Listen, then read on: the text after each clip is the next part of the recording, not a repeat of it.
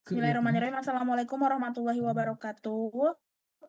Waalaikumsalam Pada kesempatan kali ini, terima kasih untuk rekan-rekan yang telah berkenan hadir untuk mengikuti diskusi ini. Lalu pada kesempatan ini saya akan mempresentasikan terkait dengan tugas saya, yaitu menganalisis isu yang ada pada instansi. Izin share screen ya. Apakah terlihat? Belum muncul ya, Teh. Nah, sudah. Masuk, Teh, sudah. Baik, mulai ya. Untuk analisis isu di unit kerja saya itu di Dinas Kelautan dan Perikanan Provinsi Jawa Barat, khususnya di bidang PSDKP atau Pengawasan Sumber Daya Kelautan dan Perikanan. Jadi, untuk isu-isu yang ada di Dinas Kelautan dan Perikanan, khususnya di bidang saya, yaitu bidang PSDKP, terdapat 3. Pertama, yaitu terdapatnya pelanggaran terhadap pemeliharaan, pembudidayaan, dan pelestarian jenis ikan yang berbahaya bagi ekosistem manusia. Kedua, yaitu terbatasnya anggaran, membuat kegiatan pengawasan itu banyak yang tidak terlaksana atau hanya fokus ke pengawasan berbasis resiko yang sudah terdaftar di OSS, sehingga tingkat kepatuhan itu semuanya tuh jadi 100% sehingga tidak merepresentatifkan semua keadaan. Lalu yang terakhir itu tidak adanya sinkronisasi antara UPTD 1 dengan UPTD lainnya. Terdapat 2 UPTD, yaitu UPTD di wilayah selatan maupun utara, dan itu datanya tidak sama. Antara satu dengan yang lainnya tidak memiliki format yang sama, sehingga ada salah satu UPTD yang datanya kurang lengkap. Baik, Nah, itu sudah di sini bagus ya. ada identifikasi isunya, berikut data-data. Data yang saya ambil pertama ini dari jurnal dengan link berikut. Untuk identifikasi isu yang kedua, lalu ada dari berita dari Kemendagri dengan link berikut. Lalu untuk tidak adanya sinkronisasi data antara UPTD PSDKP wilayah selatan dan utara, saya mengambil datanya itu dari hasil data pengawasan UPTD PSDKP WS dan WU dari bulan Juni sampai Juli 2025. Lalu untuk penetapan isunya, saya menggunakan teknik tapisan isu USG atau urgency, seriousness, dan growth yang memiliki rentang skor 1-5. Untuk urgensi sendiri, pengertiannya seperti di bawah ini, yaitu seberapa mendesak isu tersebut. Seriousness itu dikaitkan dengan akibat yang muncul akibat dari penundaan isu tersebut. Dan growth artinya seberapa besar kemungkinan isu tersebut berkembang dikaitkan dengan kemungkinan masalah yang akan terjadi.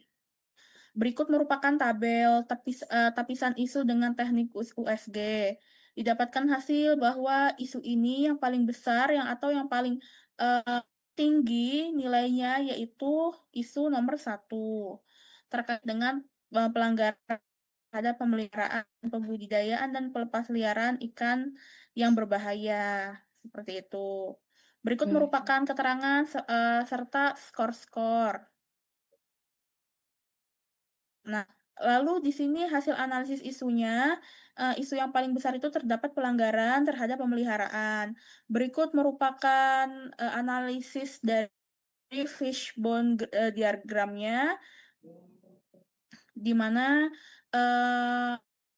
Untuk maninya ya, Teh ya? Maninya mani hanya ataupun dari 1 atau ya? manusianya. Kayaknya lebih bagus kalau lebih dari 1 ya. Aku lagi. Oh gitu ya Teh ya. Iya, kalau dari material ini adanya kurang peran media sosial. Terus metode itu dari kurangnya sosialisasi dan edukasi. Anggaran, pengawasan yang terbatas, serta sulitnya pengawasan oleh pengawas perikanan karena perdagangan ilegal. Nah, berikut merupakan diagramnya seperti ini. Nah, ini untuk penjelasan dari kurangnya sosialisasi dan edukasi, kurangnya peran media sosial, keterbatasan anggaran dalam pengawasan, dan pengawasan sulit bagi perdagangan ikan ilegal dan tidak terawasi oleh pengawas perikanan itu sendiri. Nah, berikut merupakan gagasan penyelesaian isunya terhadap isu pelanggaran terhadap pemeliharaan, pembudidayaan, dan pelepasliaran jenis ikan yang berbahaya bagi ekosistem perairan dan manusia. Oke. Untuk kegiatan yang rencananya akan dilaksanakan untuk mewujudkan gagasan tersebut, utamanya ya, saya akan membuat digitalisasi terhadap pelarangan gym ini agar semua orang tuh bisa mengaksesnya. Seperti contohnya pembuatan desain grafis, penyebarluasan konten terkait gym di media sosial DKP ataupun PSDKP, serta mungkin bisa melakukan kerjasama dengan Diskominfo terkait dengan penyebarluasan konten terkait pelarangan jenis ikan membahayakan dan merugikan di public area sehingga, orang-orang bisa mengetahui bahwa ikan-ikan tersebut memang berbahaya bagi perairan di wilayah Jawa Barat maupun berbahaya bagi manusia itu sendiri, begitu. Berikut, sekian yang bisa saya sampaikan, apakah ada tanggapan ataupun komentar dari rekan-rekan sekalian? Izin Teh Nabila, kayaknya tadi yang Iya, berita itu Teh. ya, sepertinya lebih bagus, menggunakan uraian aja ya, yang untuk Oh, iya, mendeskripsikan baik, Teh. berita. Ya, baik, Teh. Lebih baik dibuat narasi Itu ya, Teh, sih ya, dari saya. daripada Betul dibuat betul tabel seperti itu. Oh iya, baik, Teh. betul. Mangga yang lain mungkin ada masukan untuk Teh Nabila? Izin teh bertanya. Oh iya, bagaimana, Kang? Jadi gini teh, yang aku Ya. lihat di situ di bagian kegiatan ada menyebarluaskan konten terkait pelarangan JIMM di publik menggunakan videotron. Nah, bagaimana teh kalau misalnya targetnya kan kita nggak tahu ya, apakah skalanya yang disebutkan di sini umum atau misalnya lebih menarget ke yang kecil. Tapi kan mungkin ada orang-orang yang skalanya lebih kecil kayak di pasar dan juga di mungkin warung-warung dan sebagainya. Bagaimana kalau misalnya ada semacam poster atau selebaran mini yang targetnya ke arah situ teh, biar tetap meraih kalangan baik itu atas, menengah maupun bawah seperti itu. Oh iya, iya, baik. Terima kasih untuk sarannya untuk Kang Aul. Nanti dipertimbangkan di space-space mana aja yang akan yang akan ditaruh terkait dengan informasi tersebut ya, seperti itu. Terutama di pasar, di supermarket, dan lain-lain seperti itu. Di area pemancingan seperti itu. Nanti akan diperjelas kembali ketika melakukan penulisan aktualisasi secara real seperti itu, Kang. Terima kasih untuk sarannya. Apakah Terkait yang habis fishbone gitu ya Teh ya, itu Teh kayaknya lebih ke akar nggak sih? Yang di mana yang hmm, atas-atasnya itu ya?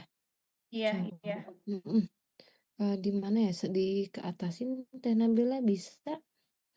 Iya, bentar ya, Teh.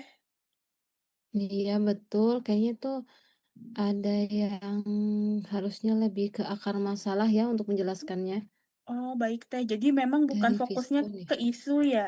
Jadi dari Iya penyebab-penyebab betul, isu tersebut timbul itu yang dijadikan sebagai apa namanya? Sebagai yang harus dibahas pada bab yang di bawahnya tadi. betul Iya, betul, itu baik. sih Terima sekiranya kasih. dari saya Teh, Oh, iya, iya, baik, baik. sami-sami Sama Teh. tadi minta ditambahkan ya terkait dengan penyebabnya seperti eh, di kategori money itu ada beberapa lebih Betul, bagus ya karena mungkin kan tidak mhm, satu tidak satu penyebab saja ya dari betul lebih bagian money baik kayaknya seperti lebih itu. dari satu ya Teh ya. Iya. Baik, terima kasih untuk sarannya, Teh Kania. Ada lagi mungkin dari Kang Aska ataupun Ya, Kang Rehan ya terkait teh. dengan eh Boleh lihat yang ini paling saya. atas teh, yang lembar pertama. Aku teh nggak bisa, sebentar ya. Oke, bisa dilihat. Lagi. Ini Nah, ya. lagi atas. Oh, oh, Oke, ya. ini. Isu temukan ekosistem dari fokus dinas kelautan. Ini teh, tadi kan ya sebagian saut paut juga sama Kang Aulia. Tadi kan kalau di pasar nih, pernah nggak diskusi terhadap kayak komunitas ikan hias gitu? Komunitas-komunitas ikan. Ya. Karena kan biasanya lingkup mereka lebih besar ya daripada misalnya kalau saya lihat tuh ada di Skominfo atau di KP. Mungkin kalau di komunitas-komunitas perikanan atau komunitas yang terutama ikan hias gitu kan mungkin aspeknya lebih luas gitu. Iya, hatur nuhun Kang Aska untuk pertanyaannya.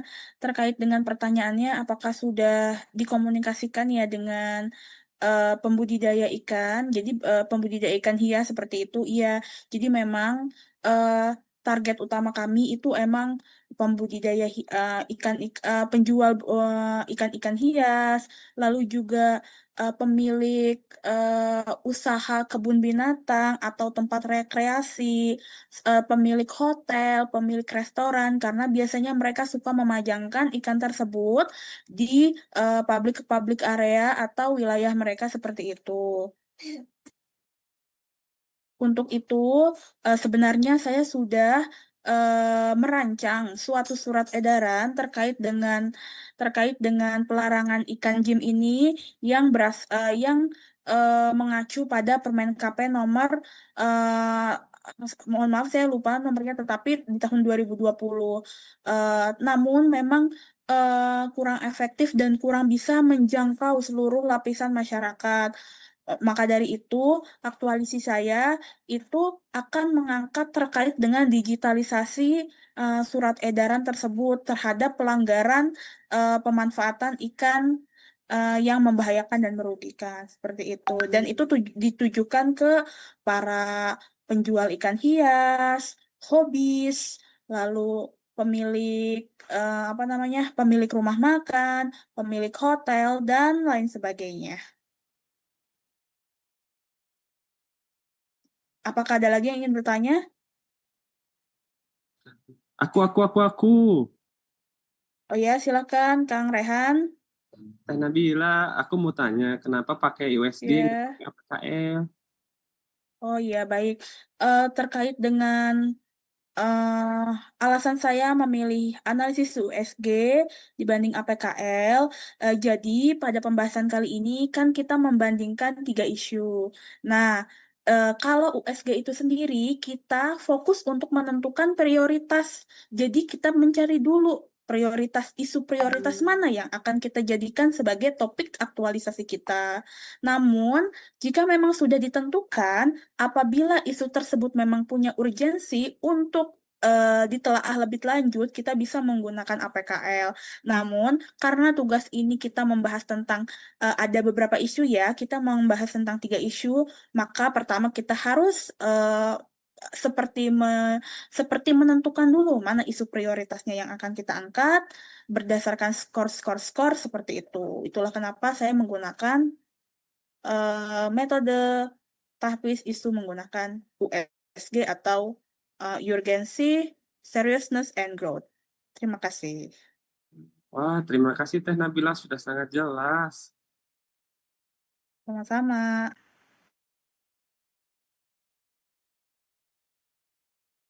Sudah cukup? Sudah cukup ya, baik. Jika memang sudah tidak ada pertanyaan, terima kasih untuk saran dan kritikannya. Akan saya perbaiki pada laporan aktualisasi saya. Terima kasih.